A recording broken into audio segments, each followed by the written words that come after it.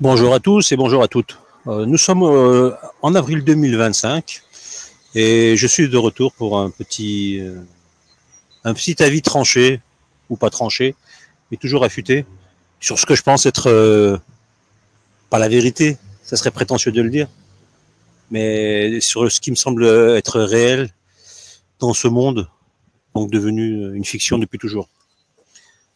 Donc ça veut dire qu'il a toujours été une fiction. Donc dans ce monde fictif, on va gagner du temps. Donc j'espère que vous allez bien déjà, que vous êtes en forme, que vous vivez encore une fois de manière à peu près sereine, sans vous faire submerger par le mensonge et la manipulation. Tous les jours mis en avant, tous les jours remis au goût du jour. Ils n'arrêtent jamais d'ailleurs de mentir. C'est devenu quelque chose de terrifiant parce que tout est faux. Vous allumez la télé, vous ouvrez votre journal, vous marchez dans la rue, vous parlez avec des gens, quasiment tout est faux. Tout. Les relations, les dits, les non-dits, les apparences, les convenances, vous savez, les habitudes qu'on a de se parler, qu'on a une certaine façon de parler, de se présenter, tout est faux. Alors, je dis pas que c'est bien qu'il faut absolument ne pas être, parce que c'est le principe de la bienséance et de la politesse. Quand on rencontre des gens, il y a des codes de société. Mais tous ces codes-là, déjà, à la base, ils sont faux. On essaie d'être neutre pour justement vivre ensemble le mieux qu'on puisse. Donc, c'est la politesse, le respect de ne pas dire ce qu'on pense, etc. Et de s'habiller d'une certaine manière pour être le plus neutre et le plus passe-partout possible. Au-delà des points de vue religieux, je parlais au niveau des vêtements. Je parle vraiment juste comme ça, par convenance, etc. Donc, c'est le consensus, quoi, qui veut qu'on ait toujours cette façon de faire qui est déjà à la base hypocrite. Mais ça, c'est un autre débat. Mais c'est le monde dans lequel on baigne. Et donc, ajouter à cela le fait que tout ce qui vient des médias, de l'enseignement national, etc., est faux depuis longtemps et qui prend une place de plus en plus importante puisqu'il recouvre tout. Le mensonge, je parle, évidemment. Donc, ce qui fait qu'on a du faux à la maison, du faux à l'extérieur, du faux au travail, du faux en écriture, faux usage de faux. Et vrai, je vous jure que c'est vrai tout ce que je dis. Bon, c'est pas forcément vrai d'ailleurs. À vous de trouver la part du vrai et du faux dans ce que je raconte. Vous avez 1 heure. Allez, bon courage. Bref, introduction un peu super bizarre, mais bon, peu importe. On est en Macronie. Il n'y a rien de bizarre en vérité. C'est la norme. La norme, justement, c'est d'être normal. Cette norme-là n'est plus normale, je veux dire. Vous êtes anormal si vous êtes normal. La norme, c'est d'être en dehors des clous et d'être pas sur le banc, quoi, tout simplement. D'où le mot banlieue, d'ailleurs, hein, c'est le lieu qui est mis au banc de la ville, donc la banlieue. Bannissement, etc. Ça mène de la. Enfin bref, c'est pas. Je suis pas là en train de faire de l'étude l'étymologie, peu importe, c'est pas le sujet. Donc par contre, on peut faire une étymologie des nouvelles, de la société, des informations qu'on nous donne. Moi, ce qui me fait rire, donc c'est toujours le même schéma. Donc on est toujours avec Trump la mort, Bistou Ketman qui est pas très loin, autrement dit Zelensky, hein, l'OQTF des pays de l'Est. Bon, lui, il n'est pas encore en Israël, mais bon, ça viendra. Il a probablement de la famille là-bas. Il a peut-être même songé à s'y installer à une époque, mais bon, son rôle a dû être défini différemment. On lui dit, toi, finalement, tu seras mieux en Europe, reste là-bas. Nous, on a déjà notre contingent d'adorateurs démoniaques et de crapules pour faire le taf en terre palestinienne usurpée. Donc, reste en Ukraine. Moi, donne 1 euro, s'il vous plaît. Voilà, c'est des mendiants. Je suis désolé, hein. Vous vouliez une incarnation du mendiant, faites nation, ben vous avez l'Ukraine. Voilà. C'est pas la Roumanie, hein, c'est pas les Roms de Roumanie, parce que c'est des Roms, ils sont pas de Roumanie forcément, c'est juste l'appellation, on va dire ethnique, mais en fait, c'est des Roms, mais d'Ukraine. C'est là leur vrai. Bref, les Roms, c'est une appellation générique qui n'est pas exclusive à un pays, tout simplement. Mais en tout cas, le concept est très clair et nous avons ce concept-là. Là. Et je reviens sur donc Trump la mort qui nous a joué une comédie incroyable. Pour ceux qui dorment encore, peut-être vous ne l'avez pas compris. Il a fait, depuis quelques semaines, on ne parle que de ça, des droits de douane, vous savez, donc pour les pays qui importent et exportent vers les États-Unis, ceux qui importent vers les États-Unis. Donc ce qu'importent les États-Unis d'Europe et d'Asie d'ailleurs, il y a une taxe qui a été vue à la hausse. Elle était, je ne sais plus exactement combien, peut-être 5%, 10%, bref. Là, il l'a fait passer à 30, 40 et voire même plus que ça pour se venger parce que America Great Again, Make America Great Again. Bref, un truc à la con. Et donc, bref, le blabla habituel. Et donc, ça a permis de faire parler déjà depuis quelques temps, occulter ce qui se passe à Gaza, le dépouillage total, la destruction totale. Ça, c'est la réalité. Hein. Le vol au nom de leur démon de divinité absolue qui se passe actuellement, là, avec soi-disant une trêve. Mais bon, pas grave. C'est pas grave, c'est des bougnoules qui meurent, donc on s'en fout. Quelque part, c'est pas grave. Et donc voilà, j'observe ça, et les gens ne comprennent pas encore que c'est une manipulation, parce que la manipulation, je parle des droits de douane, parce que ce qui s'est passé il y a quelques jours, bah, étonnamment d'ailleurs, ça a mis du temps avant d'apparaître, mais les bourses du monde entier, mais en particulier celle de New York, celle des États-Unis du moins, elle a décroché, elle est partie en... Elle a pété un plomb, elle a dit, oh là là, qu'est-ce qui se passe là, les droits de douane, ça instabilise le marché, donc on va partir en freestyle, et tout le monde a dévissé les cours principaux, les grandes marques, etc. Enfin, j'ai plus les termes, ont tous eu un coup de chaud, parce qu'ils s'inquiétaient, en fait, ça marche sur la confiance, les bourses, hein, vous savez, et des grandes déclarations des présidents des nations puissantes, en particulier donc les États-Unis. Et au bout d'un moment, bah, les États-Unis, à force de répéter partout que les droits de douane, ils vont augmenter, donc que tous les pays européens et asiatiques, ils allaient voir leurs chiffres s'écrouler, les grandes marques en particulier, puisque 40% d'augmentation, vous flinguez le truc quasiment. Donc qu'est-ce qui s'est passé? Les bourses ont paniqué. Et puis 2-3 jours après, il est revenu sur ses déclarations, M. Trump. Mais entre-temps, ce qui s'est passé, c'est qu'il y a eu des milliards d'euros qui ont changé de poche. Il y a eu des gains énormes qui ont été faits. Et ça, c'est génial. C'est-à-dire que... Et là, les gens, il y en a certains qui réagissent, mais est-ce que c'est vrai, est-ce que c'est faux, les gains colossaux, je ne sais pas. En tout cas, ce qui est génial, j'espère que le son est bon, parce que là, je me suis mis à l'abri, parce qu'il pleut. Et je n'ai aucune idée de si ça marche ou pas. Bref, on va en espérant que ça marche. Et donc, il y a eu des milliards qui ont été gagnés par différents acteurs. Je ne vais pas les noms, je n'ai pas cherché plus à savoir qui a gagné vraiment.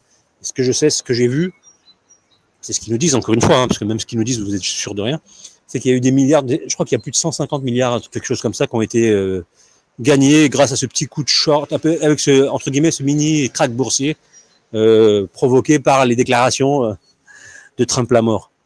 Et donc, il a gagné de l'argent. Il a comment gagner de l'argent sans rien faire? Déjà qu'il foutait rien déjà. Mais là, c'est juste avec des mots, avec il crée des paniques volontairement faites pour pouvoir ensuite créer un écroulement de la bourse et ensuite revenir en arrière pour dire non, mais vous inquiétez pas, on revient comme on avait dit, on change pas les taux et donc il n'y aura pas d'entubage, quoi. Et à la fin, grâce à juste cette annonce, on gagne 130 milliards, je crois que 140 ou 150, je sais plus. C'est incroyable, c'est génial. Moi, je veux avoir les mêmes pouvoirs que Trump pour pouvoir gagner de l'argent sans rien foutre. Plus de 100 milliards, vous vous rendez compte de la somme que c'est? En rien, avec des mots. Avec des mots. Bon, si on revient toujours sur la base, l'argent n'existe pas, donc tout est faux. Mais il existe vraiment dans notre vie, malheureusement, et on l'utilise dans notre vie de tous les jours. Hein. C'est ça le problème, c'est que... Et donc, il tombe du ciel cet argent, il gagne de l'argent, enfin, il tombe du ciel, il y en a sûrement qui ont dû les perdre, c'est une évidence.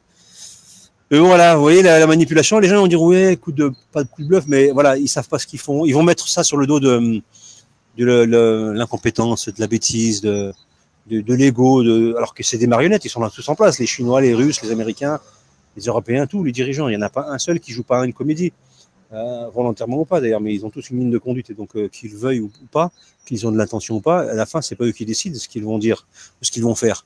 Ceux qui sont au courant, ça m'étonnerait que toutes les marionnettes qu'on voit là soient au courant du projet de la manipulation en général, même dans les grandes lignes. Ils sont juste...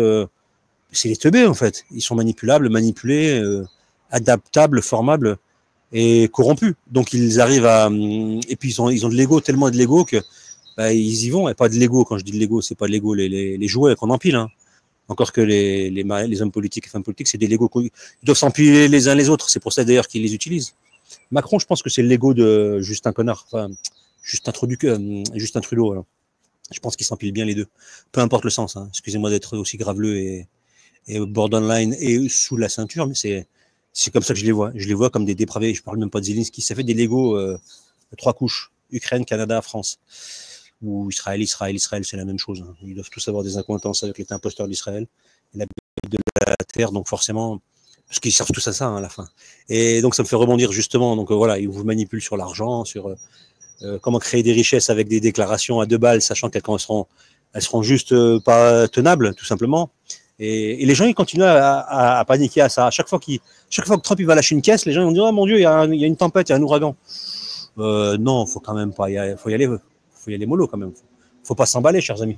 Mais bon, comme ceux qui pensent ça, ceux qui croient à ce genre de manipulation, ce sont les mêmes qui pensent qu'Israël n'a atteint aucun objectif dans la bande de Gaza, C'est-à-dire qu'ils n'avaient pas de plan de guerre, ils sont allés, ils ont shooté tout le monde, ils ont tout détruit, mais ils ont pas démantelé le Hamas, ils n'ont pas récupéré les otages, et ils ont juste dépensé l'argent des Européens, des Américains en bombes, et ils ont juste éradiqué peut-être 10% de la population de Gaza, ou voire même, je dirais 20 ou 30%, parce que moi, je suis, et depuis le début, je le dis, hein, on est plus à 300, 400 000 morts maintenant, qu'à 30, 40, 50 000 morts, je ne sais plus combien ils sont, les chiffres officiels de nos chers journalopes. Et donc, c'est les mêmes bouffons qui reviennent à nous dire, oui, mais ils n'ont aucun objectif, et ils n'ont pas compris la supercherie, bande de bouffons. Le projet, il est simple. Détruire et récupérer Gaza. Détruire, la rendre invivable, récupérer Gaza. Il n'y avait pas d'autre. Le prétexte des otages. Vous pensez que là, juste pour le coup, ils ont comment dire, combien d'otages? 150, 200, ils en avaient, pas plus, hein, c'est ça. En plus, le pire, c'est que c'est déjà ridicule. Ils auraient dit 4 000, 5 000, 6 000 otages, 10 000 otages. Ça fait beaucoup, hein, mais pourquoi pas? Mais là, ils en avaient 400 ou 300, je ne sais même pas combien. En tout cas, moins de 500, c'est sûr. Et bien, il y en a plein qui sont morts, soi-disant, dès le début de l'attaque du 7 octobre, donc faite par l'État imposteur d'Israël lui-même. Hein. C'est un casus belli auto-engendré, tout simplement. Quels sont les naïfs qui pensent encore à ça? Qui pensent que c'est le contraire? Comme ceux qui pensent que, comment on appelle ça, là, vous savez, l'histoire avec les avions, les cutters, les passeports inifugés, avec le Pentagone, tout ça, vous savez, oui, ça a eu lieu au mois de septembre, je ne sais plus combien, il y avait un 1, et puis il y avait un autre 1, je crois, quelque chose comme ça, voilà. Je ne veux pas dire le mot en un seul, vous savez, à chaque fois, ils vous strike, ils vous bloquent, ils vous bannissent, donc voilà, vous avez bien compris ce que je veux dire. Donc c'est pareil, hein, il y a tellement de bêtises qui ont été racontées, et les coups ont été déjà faits plusieurs fois, d'affilée à travers l'histoire, mais quasiment des copier-coller. C'est juste les pays qui changent et les têtes de ceux qu'on désigne comme les cerveaux de ces actions. C'est juste ça qui change, mais le schéma est le même. Donc le 7 octobre, bah, c'est une carotte des pleurnicheuses en dreadlocks hein, qui vous l'ont fait à l'envers. Et les bouffons qui sont là en train de parler, ils n'ont atteint aucun objectif. Continuez, vous avez atteint aucune réflexion. Surtout depuis le temps que vous êtes, pour certains, sur les réseaux, à rabâcher les mêmes âneries, et vous comprenez toujours pas l'envers du décor. Mais à quoi vous servez, en fait? À quoi vous servez? Rien. Qu'est-ce que vous avez apporté de plus-value? Rien du tout. Donc, de réflexion, je parle, hein, évidemment, la plus-value de la réflexion. Et bref, et donc voilà, vous avez ce cas de figure qui est juste magnifique. Donc on a aujourd'hui un monde où le moindre peu de lapin d'un Trump ou d'un président russe ou de je ne sais qui, je ne parle pas de Macron la moumoute parce qu'il ne sert à rien, lui, c'est vraiment une marionnette, mais il est ridicule. C'est comme dire, c'est comme s'il y avait deux grands qui s'embrouillaient, puis il y avait un tout petit qui était là au milieu. Il n'est pas dans l'histoire, il n'est pas concerné. Bon, il voit les choses, mais il n'est pas concerné. Et il essaie de rentrer dans l'histoire et de se mettre au milieu en les bousculant, en disant non, mais arrêtez, c'est pas le moment. Mais personne ne le calcule. Même il le repousse avec leurs jambes, vous savez, en disant barre-toi de là, qu'est-ce que tu vas te mêler? Et il est là, ouais, non, mais arrêtez, c'est pas bien de vous battre. C'est pas bien. Après, il dit, viens te battre avec eux. L'autre, il le regarde et il dit, mais arrache ta gueule, on t'a passionné. Va ramasser tes crottes de nez là-bas. Il y a Zelensky qui t'attend là-bas, vas-y, dégage. Et ils sont là, il est là, donc Macron, c'est la France, c'est ça. Le petit clébard. Pour se donner de la consistance. Il s'est tourné vers l'Algérie. Il s'est dit quoi? Bon, il faut bien qu'on s'embrouille. Enfin, il sait, la juiverie française s'est retournée vers Macron, il a dit, oh, occupe-toi de l'Algérie, là. C'est une colonie qu'on a fait au nom de notre idéologie, parce que c'est une colonisation juive hein, de l'Algérie par la France maçonnique. Il faut juste se réveiller pour les Andromédes du bulbe, là. Les Andromédes du bulbe, réveillez-vous. Ils racontent que de la merde sur l'Algérie. Encore une fois, ils s'en sont encore aujourd'hui à raconter que des âneries à la Zemmour, à la Lugan et compagnie sur la colonisation de l'Algérie, sur ce que c'était les barbaresques, et sur les raisons pour lesquelles la France est venue, entre guillemets, prendre possession de la régence d'Alger, que la France aurait construit l'Algérie, qu'il n'y a pas eu de massacre, que c'était des gens incivilisés, etc. Mais vous êtes débiles, vous êtes des débiles finis à la pisse. C'est ça le problème. Hein. C'est que vous êtes vraiment finis à la pisse. Vous n'avez aucune réflexion, aucune intelligence, aucun point de vue. Vous êtes ignorant historiquement parlant et vous occultez la réalité des choses volontairement parce que vous êtes du mauvais côté du manche. Faut réfléchir à 2 secondes avant de dire ouais, tirer des plans sur la comète en disant oui, mais c'était comme ça. Sur quelle base? Sur votre point de vue. Parce que ça vous touche. De dire qu'il y a eu telle ou telle chose venant de vos ancêtres, parce que c'est qu'une histoire d'ancêtres. Hein. Et encore, il faut prouver encore qu'on est affilié à ces ancêtres-là, parce que c'est pas toujours le cas. Ceux qui prennent la parole, comme je pense à Éric Zemmour. Pas Éric Zemmour, parce que je veux dire, bon, il est plus dans le game, mais bon, c'est le plus catholique des Suisses français juifs, Alain Solal, enfin, ça fait appeler Soral, Alain Solal l'Ashkenaz. Enfin, il est tout sauf ce qu'il est. En fait, tout ce qu'il dit, vous pouvez l'inverser et vous vous tournez vers Jérusalem. Et puis, en fait, il est tourné par là-bas, lui. Il vous a fait croire qu'il était catholique. Le chevalier Bayard, sans peur et sans reproche, le boxeur, etc. Le mec, il est rien de tout ça. Il est même pas français, il est même pas catholique. Il est même pas, il est rien en fait. Il parle toute la journée d'antisémitisme, il critique le sionisme, il critique le judaïsme, alors que lui-même, il barbote dedans, il est issu de ça. C'est le produit pur de ça. Toute sa filiation, c'est ça, mais il le dit pas. Le mec, il change de nom toute la journée, puis il a trouvé comme créneau le patriotisme. Moi, je suis un catholique blanc européen chez moi. T'es rien du tout. T'es ni catholique, t'es ni chez toi, t'es ni français, t'es rien. Mais bon, et ça marche, et les gens le suivent encore. Ouais, Soral, machin. Bande de dormeurs. Voilà, j'ai pas envie d'être vulgaire. Une bande de dormeurs. Et puis Zemmour, alors j'en parle même pas. Lugan, le franc-maçon, j'en parle même pas. En fait, ils ont des sources incroyables. En plus, c'est un colonialiste pur. C'est même pas un historien, je parle de Lugan. C'est un colonialiste pour lui. Pour ça, pour lui, c'est la supériorité de la civilisation. Donc, c'est ce que tous les concepteurs de la colonisation africaine ont fait il y a 2 siècles. C'est les mêmes. Ils ont la même idéologie. Donc, à quel moment on parle de quelqu'un qui va savoir de quoi il parle? Non, puisqu'il est idéologiquement programmé pour avoir un récit de l'histoire. Il est là-dessus. Civilisation au-dessus de l'autre, donc hiérarchisation. Donc c'est le racisme, hein. C'est un peu plus compliqué que ça. Le racisme, c'est t'es différent de moi ethniquement, donc forcément, et moi je suis meilleur que toi parce que je le décrète. Ça me rappelle étrangement le discours de Satan au Jardin d'Éden qui parlait de l'homme par contre lui. Donc le seul raciste qui vous entube tous, bande de racistes, c'est Satan qui vous déteste autant qu'il déteste les Noirs et les Arabes et les Verts et les Jaunes, il vous déteste autant. Rassurez-vous. Mais il vous a ramené là où il voulait. C'est-à-dire que vous étiez ses meilleurs outils pour mettre en place son projet. Bande de bouffons, bande de teubés. Et vous êtes foutus sur la gueule pendant des siècles. Enfin, vos pseudo-ancêtres, puisqu'on ne sait même pas ce que vous êtes vous-même.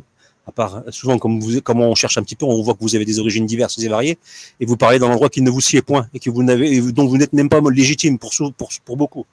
À commencer par le Sieur Solal, l'Ashkenaz.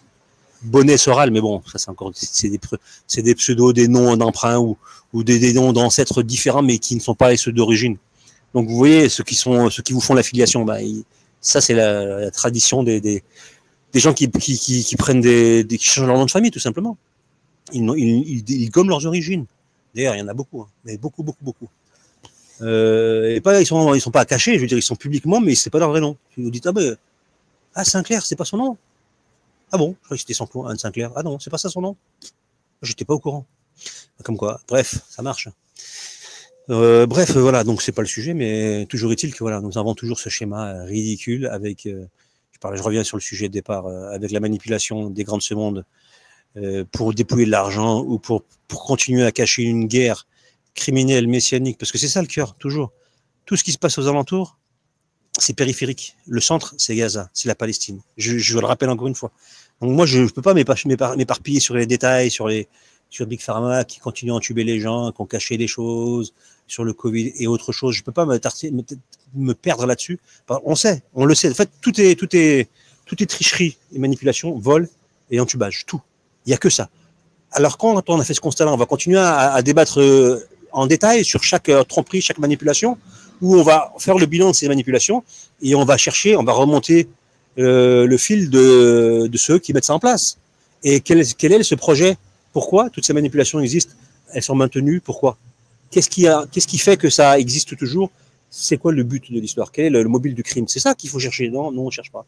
Enfin, pour beaucoup, on est là à se dire, il y a eu un entubage ici, les armes, ils vendent là-bas, ils ont menti les politiques, les maladies, ils les ont cachées, le vol, ils l'ont dissimulé, le mensonge, ils l'ont étalé, et on regarde à droite, on regarde à gauche, et on se disperse dans toutes les directions, et à la fin, on ne voit pas le cœur du problème, toujours pareil. Et je reviens à ce que disait souvent, l'expression utilisée par l'imminent, que je trouve toujours aussi imminent, mais avec des divergences, j'ai quand même des divergences sur ces points, mais je le respecte toujours autant. C'est le Cheikh Imran Hussein, pour ceux qui le connaissent, qui se trompe sur beaucoup de trucs, je ne reviens pas là-dessus, c'est pas le sujet, mais qui expliquait que pour comprendre le dessin du monde dans lequel on est, il faut connecter les points, connect the dot, connecter les points. Et vous les reliez, et ça vous donne le dessin de celui qui est derrière toutes ces manipulations. Le projet, ça vous donne quasiment c'est un portrait robot du suspect. C'est quasiment une photographie du suspect qui est derrière tout ça. Mais vous ne le voyez pas. Parce qu'on refuse de connecter les points.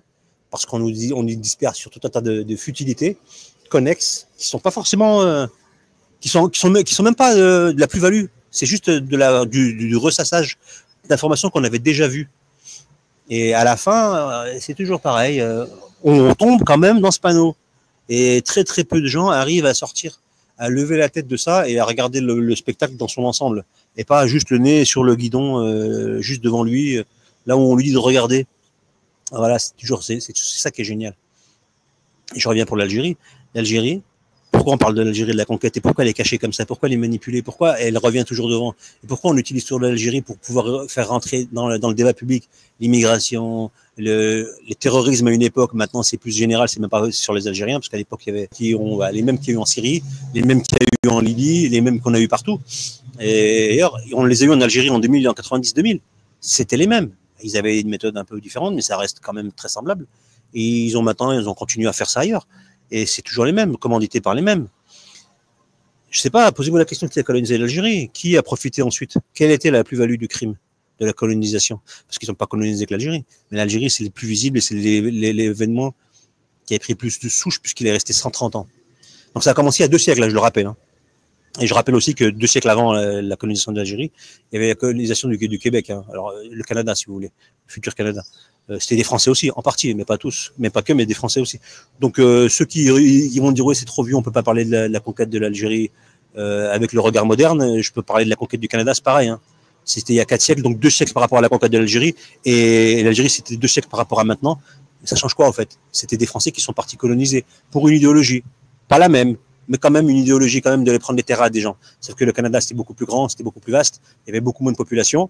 Et puis c'était en 1600, 1605, 1610 ça a commencé. Je parle de la conquête du Canada, ce qui est devenu le Canada, le Québec, etc. Je parle pas des États-Unis et de l'Amérique en général.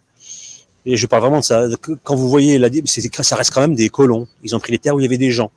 Alors il y avait beaucoup plus de place, c'est sûr. Mais il y avait quand même des gens et il y a eu des guerres. Je suis désolé. Et à l'époque, il n'y avait pas autant de retranscriptions d'événements que 2 siècles plus tard avec la conquête de l'Algérie, où là c'est vraiment tracé, marqué. Il y a des témoignages fiables, valables, venant de la France. Mais bon, c'est pas grave. Les gens, ils continuent à dormir. Ils ont juste oublié la raison de tout cela, où ils l'ignorent. Il y a une manipulation monumentale. Et à la fin, qui est-ce qui profite? Je reviens pour la conquête de l'Algérie. Qui en a profité? Je sais pas. Moi, je pose la question. Déjà, quand ils ont braqué le trésor de la résidence d'Alger, des centaines de milliards modernes. Je le rappellerai. J'expliquerai ça plus tard, mais c'est des centaines de l'équivalent au cours actuel de l'argent, de l'or.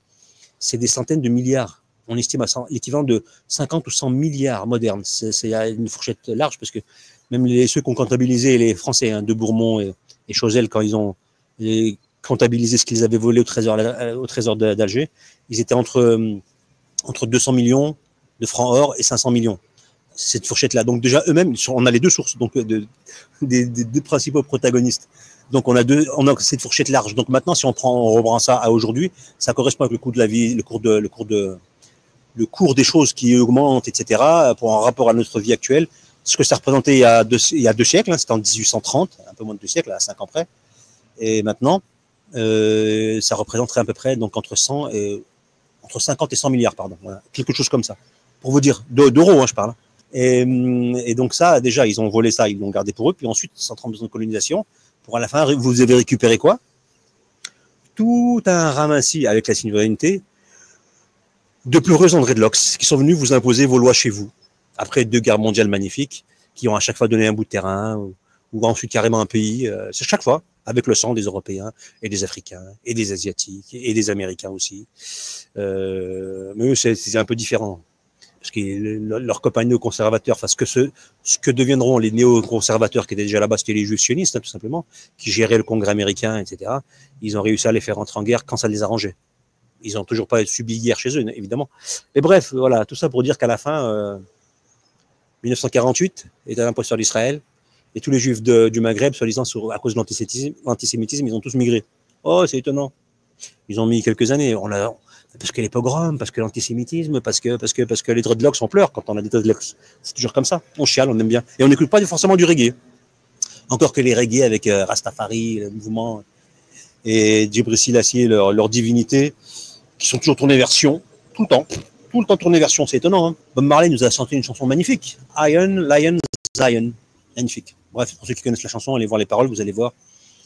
toujours tourné vers Jérusalem, le lion de Juda, toujours. D'ailleurs, c'est toujours le lion qu'on revoit dans tout le symbole de la royauté. Hein. C'est la tribu de Juda. Hein. Donc voilà, j'ai tourné un peu dans tous les sens. C'était pas forcément, j'avais pas d'idée directrice, mais je vais pas tourner autour du pot 300 ans parce que c'est bon, je commence à fatiguer de parler toujours de ces gens-là. Mais le problème, c'est qu'ils sont là, ils sont en train d'exterminer toute une population. Là, ils sont rentrés, ils se battent soi-disant une guerre. C'est pas une guerre, c'est un massacre de civils, tout simplement. Ils sont rentrés, ils sont en train de massacrer des civils et donc voilà, les gens ils continuent de dire la guerre contre le Hamas, mais c'est une blague quoi. Il n'y a pas de guerre contre le Hamas, il n'y a rien du tout. Bref, c'est juste, mais les gens ça, ils répètent comme des vaches. Donc voilà. Donc bah, je crois que je vais en rester là. Donc je vous souhaite une bonne journée. Je vous dis à très bientôt. Je reviendrai prochainement. Je ne sais pas quand, je ne sais pas où. Et puis je vous dis à très bientôt et que Dieu vous garde.